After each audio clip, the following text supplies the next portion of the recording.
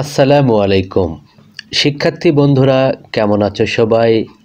আশা করছি সবাই ভালো আছো।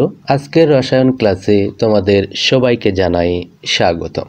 পরিচিতি, তোমাদের আজকের ক্লাস পরিচালনায় রয়েছে আমি Mohammad Owais Qurni Moon, BSc honours MSc রসায়ন, সহকারী শিক্ষক, police line school and college, Bogura. শিক্ষার্থী বন্ধুরা, দুইটি ছবি তোমাদেরকে প্রথমে দেখানোর চেষ্টা করেছি। আশা করছি ছবি দুইটি মনোযোগ সহকারে দেখবে এবং ছবি থেকে বেশ কিছু প্রশ্নের উত্তর জানার চেষ্টা করবে। আমরা একে একে প্রশ্ন করব এবং তোমার মনের ভেতরে জমে থাকা উত্তরগুলো বের করার চেষ্টা করব। শিক্ষার্থী বন্ধুরা, প্রথমে আমাকে একটু বলবে যে ছবিতে তোমরা আসলে কি দেখতে পাচ্ছ। আশা করছি এতক্ষণে মনের ভেতর ছবি দুইটি সম্পর্কে তোমার কিছুটা হলেও ধারণা তৈরি হয়েছে। এবার তোমার ধারণার সাথে উত্তরটি মিলিয়ে নিতে পারো। হ্যাঁ, ছবি দুইটিতে পরমাণুর মডেল দেখানো হয়েছে। শিক্ষার্থী বন্ধুরা, এই যে বাম পাশের একটা পরমাণু মডেল দেখতে পাচ্ছ, আর এই পরমাণু মডেলের যে পরমাণু রয়েছে, এই পরমাণু থেকে কি নির্গত হচ্ছে একটু মনোযোগ সহকারে দেখো তো। এই জায়গায় লক্ষ্য করলে আমার মনে হয় বিষয়টি আরও ভালোভাবেই বুঝতে পারবে। আশা করছি সঠিক উত্তরটি ধরতে পেরেছ। এখানে দেখা যাচ্ছিল পারমাণবিক বর্ণালী। শিক্ষার্থী বন্ধুরা, এবার একটু বলো, এই পারমাণবিক বর্ণালী সম্পর্কে সর্বপ্রথম কে ধারণা দেন? আশা করছি মনের ভেতর উত্তরটি তোমার নাড়াচাড়া দিয়ে উঠছে।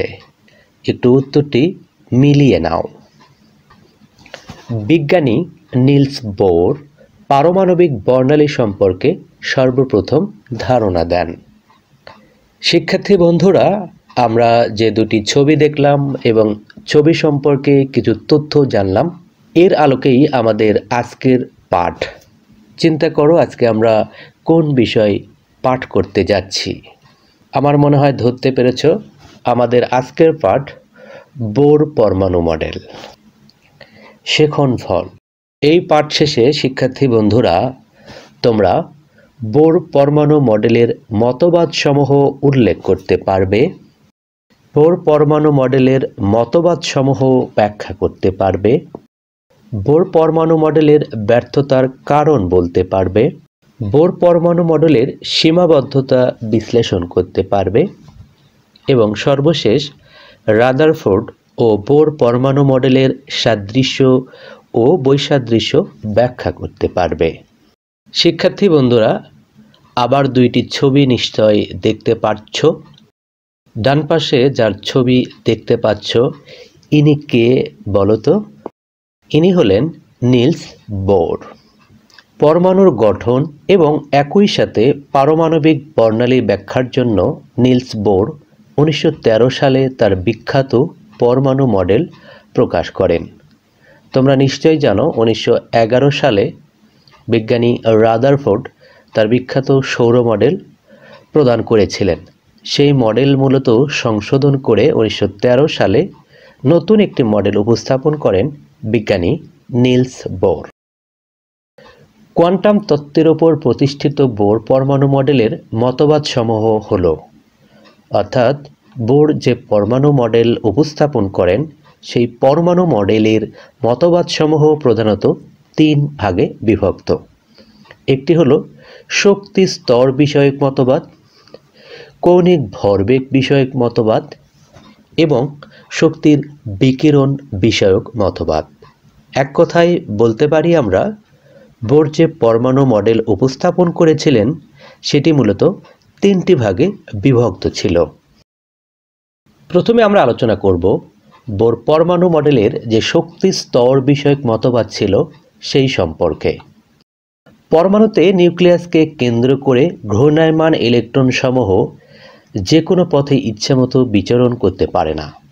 কেবলমাত্র কতকগুলো অনুমোদিত বৃত্তাকার কক্ষপথে কোনোরূপ শক্তির বিকিরণ বা শোষণ না করে ঘুরতে থাকে। এই কক্ষপথগুলোকে শক্তি স্তর বলে। এই যে চিত্র দেখতে পাচ্ছ, এই যে নিউক্লিয়াসের চারপাশে যে বৃত্তাকার পথ দেখতে পাচ্ছ, এই পথগুলো দিয়েই মূলত ইলেকট্রন সমূহ ঘুরতে পারবে। আর এই পথগুলোকে বলা হচ্ছে শক্তি স্তর। আর এই পথে ইলেকট্রন যখন ঘুরতে থাকে তখন এরা শক্তি শোষণ বা বর্জন করে না। আরেকটি চিত্র নিশ্চয় দেখতে পাচ্ছ। এই শক্তি স্তর নির্দেশকারী এই সংখ্যাগুলোকে প্রধান কোয়ান্টাম সংখ্যা বলা হয়, যাকে এন দ্বারা প্রকাশ করা হয়। এন এর মান 1, 2, 3 ইত্যাদি পূর্ণ সংখ্যা হতে পারে।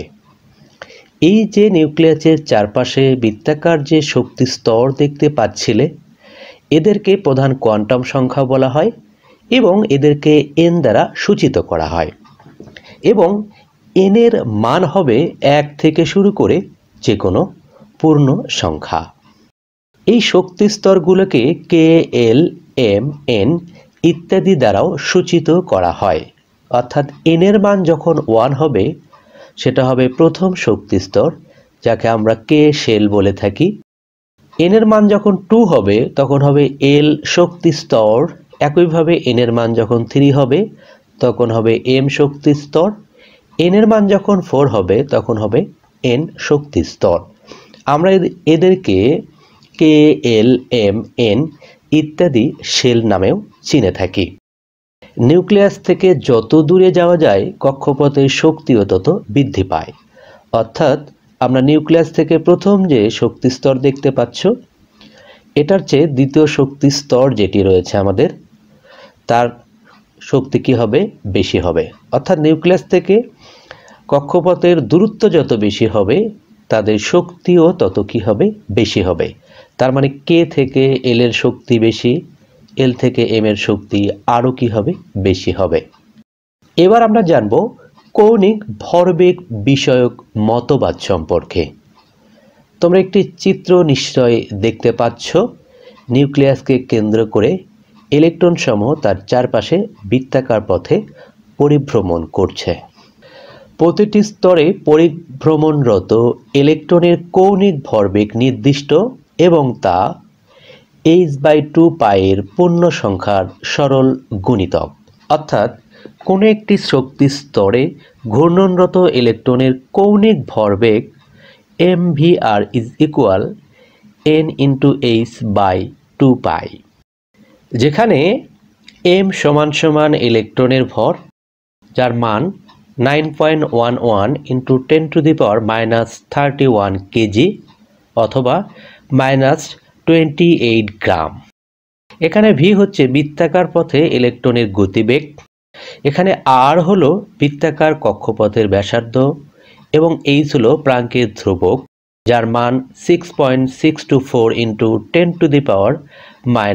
10⁻³ জুল সেকেন্ড অথবা 6.624 × 10⁻27 আর্ক সেকেন্ড। এবং এখানে এন এর মান হবে 1, 2, 3 ইত্যাদি পূর্ণ সংখ্যা। অর্থাৎ যে শক্তি স্তরের ইলেকট্রনের আমরা কৌণিক ভরবেগ বের করব, এখানে এন এর মান তত হবে। যদি আমরা প্রথম শক্তি স্তরের ইলেকট্রনের কৌণিক ভরবেগ বের করতে চাই তাহলে এন এর মান আমরা বসাবো 1। যদি দ্বিতীয় শক্তি স্তরের ইলেকট্রনের কৌণিক ভরবেগ আমরা বের করতে চাই তখন এন এর মান হবে 2।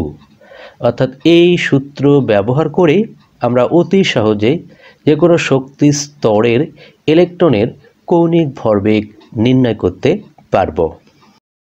শক্তির বিকিরণ বিষয়ক মতবাদ। ইলেকট্রন এক শক্তি স্তর থেকে অন্য শক্তি স্তরে স্থানান্তরের সময় নির্দিষ্ট পরিমাণ শক্তি শোষণ বা বিকিরণ করে। উচ্চ শক্তির কোনো কক্ষপথ থেকে নিম্ন শক্তির কোনো একটি কক্ষপথে স্থানান্তরের সময় শক্তি বিকিরণ করে, আবার নিম্ন শক্তির কোনো কক্ষপথে পরিভ্রমণকালে শক্তি শোষণ করে উচ্চ শক্তির একটি কক্ষপথে উপনীত হতে পারে।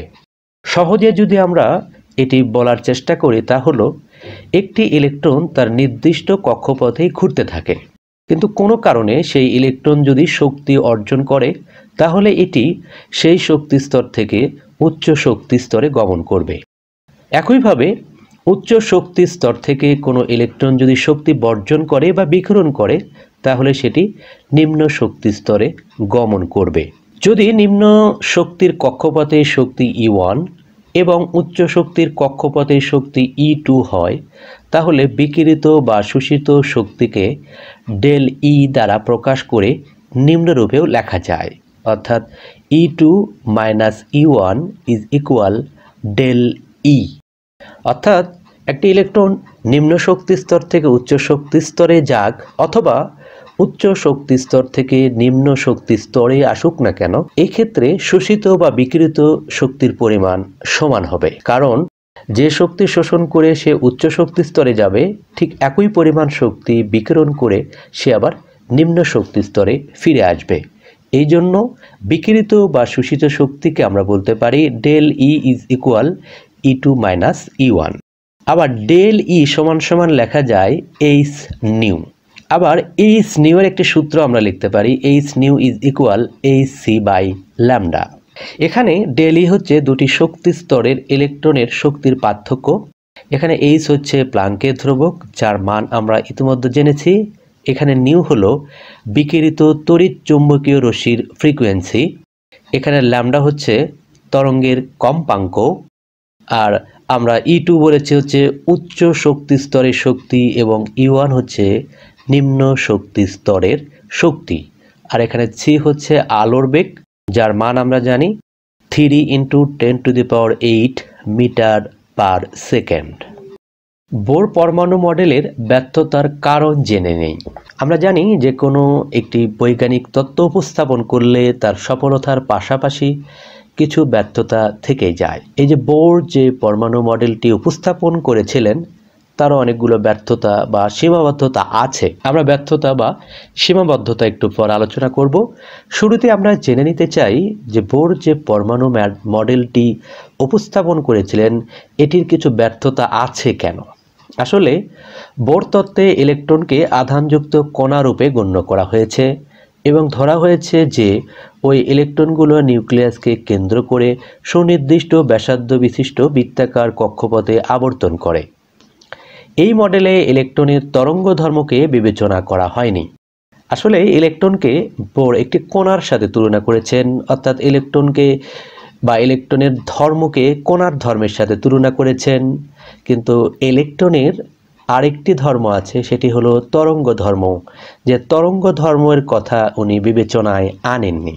ইলেকট্রনগুলোকে শুধু কণারূপে বৃত্তাকার পথে আবর্তন করেছে ধরা হলে একটি নির্দিষ্ট মুহূর্তে ওর অবস্থান ও ভরবেগ নির্ণয় করা যায়, কিন্তু হাইজেনবার্গের অনিশ্চয়তা সূত্র অনুযায়ী কোনো নির্দিষ্ট মুহূর্তে পরমাণুর মধ্যে ইলেকট্রনের অবস্থান ও ভরবেগ একই সঙ্গে নির্ণয় করা যায় না। সুতরাং বোরের মতবাদ অনুসারে ইলেকট্রনগুলো যে নিউক্লিয়াসকে কেন্দ্র করে বৃত্তাকার পথে আবর্তন করছে এই ধারণাটি সঠিক নয়। শিক্ষার্থী বন্ধুরা, তোমরা একটি চিত্র দেখতে পাচ্ছ যেখানে পারমাণবিক বর্ণালী দেখানো হয়েছে। এবার আমরা জানব বোর পরমাণু মডেলের সীমাবদ্ধতাগুলো আসলে কি কি।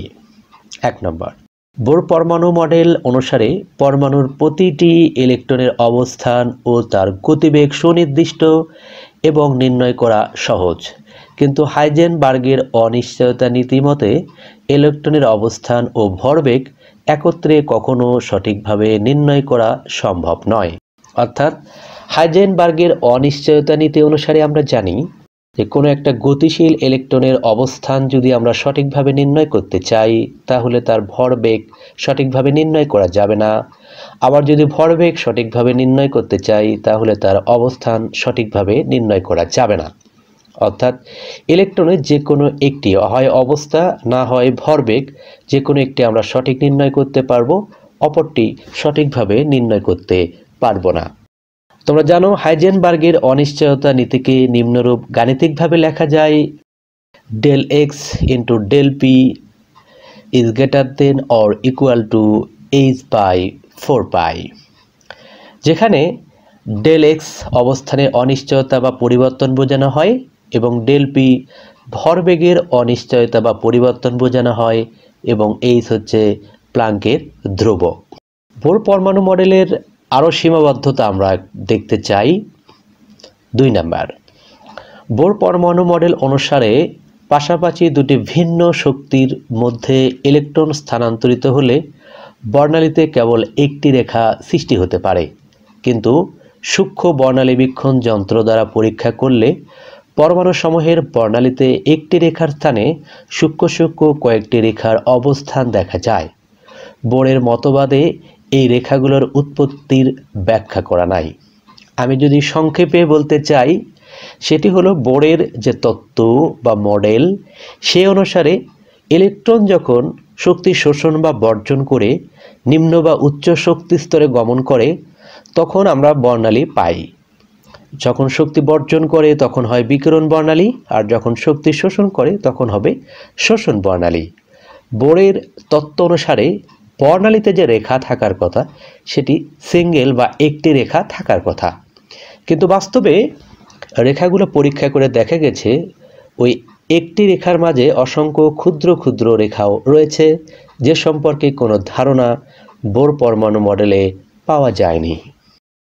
3 নম্বর, প্রকৃতপক্ষে এক ইলেকট্রন বিশিষ্ট পরমাণু হাইড্রোজেন বা হাইড্রোজেন সদৃশ আয়ন সমূহের, যেমন helium plus ion, lithium 2 plus ion ইত্যাদির বর্ণালী বোরের পরমাণু মডেল দ্বারা ব্যাখ্যা করা গেলেও একাধিক ইলেকট্রন বিশিষ্ট পরমাণুর বর্ণালী এই মডেলের দ্বারা ব্যাখ্যা করা যায় না। সংক্ষেপে যদি বলি আমি, যাদের ক্ষেত্রে একটা ইলেকট্রন আছে শুধু তাদেরই পারমাণবিক বর্ণালী বোরের মডেল দ্বারা ব্যাখ্যা করা সম্ভব, কিন্তু যাদের একাধিক ইলেকট্রন রয়েছে তাদের ক্ষেত্রে বোরের পরমাণু মডেল দ্বারা পারমাণবিক বর্ণালী ব্যাখ্যা করা সম্ভব হবে না।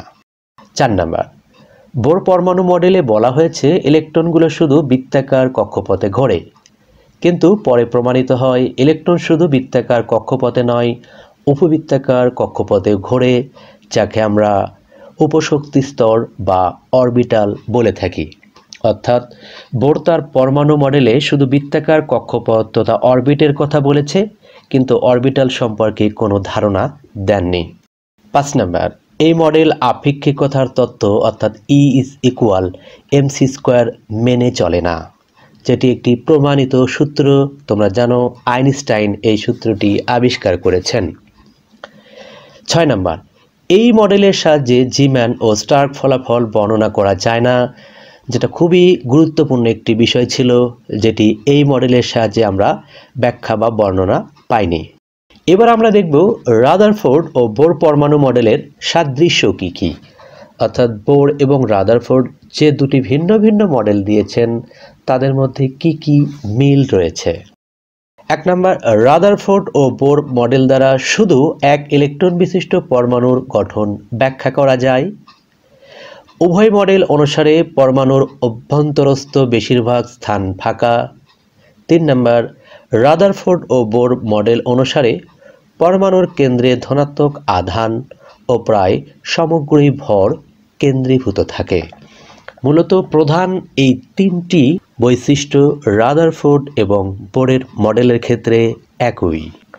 এবার আমরা জানব রাদারফোর্ড ও বোর পরমাণু মডেলের বৈসাদৃশ্য বা পার্থক্যগুলো আসলে কি কি। রাদারফোর্ডের পরমাণু মডেল বলবিদ্যার ওপর প্রতিষ্ঠিত, কিন্তু বোরের পরমাণু মডেল প্লাঙ্কের কোয়ান্টাম তত্ত্বের ওপর প্রতিষ্ঠিত।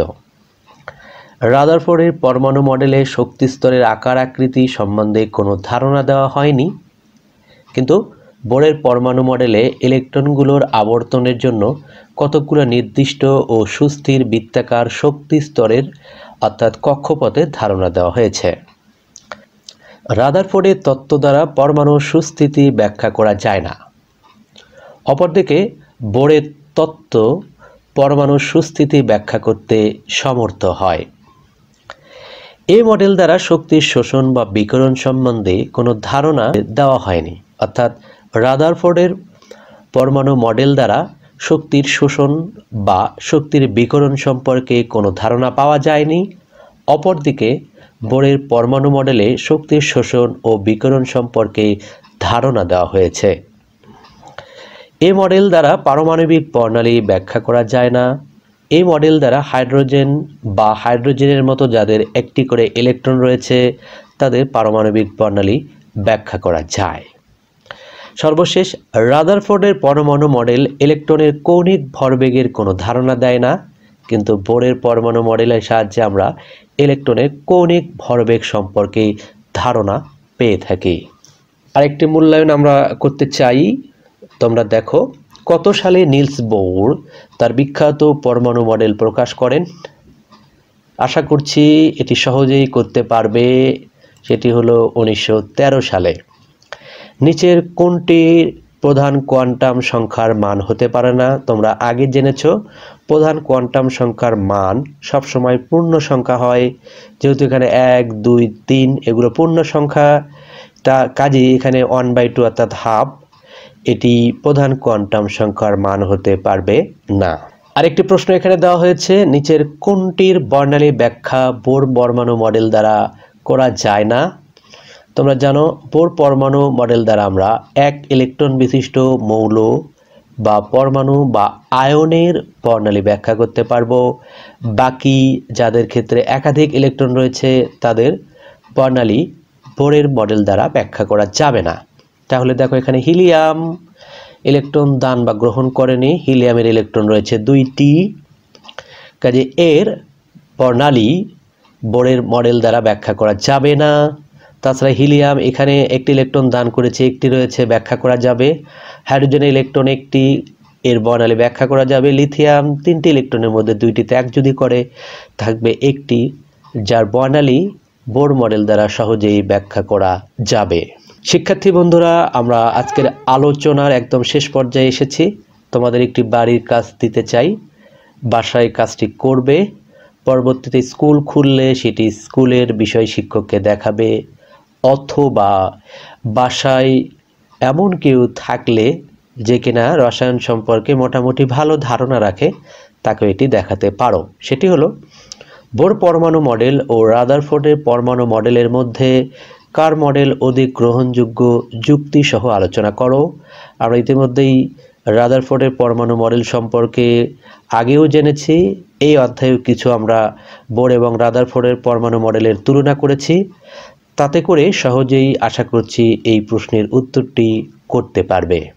শিক্ষার্থী বন্ধুরা, আজ তাহলে এ পর্যন্তই। সবাইকে আবারও ধন্যবাদ জানিয়ে আজকের মতো বিদায় নিচ্ছি। আল্লাহ হাফেজ। আসসালামু আলাইকুম।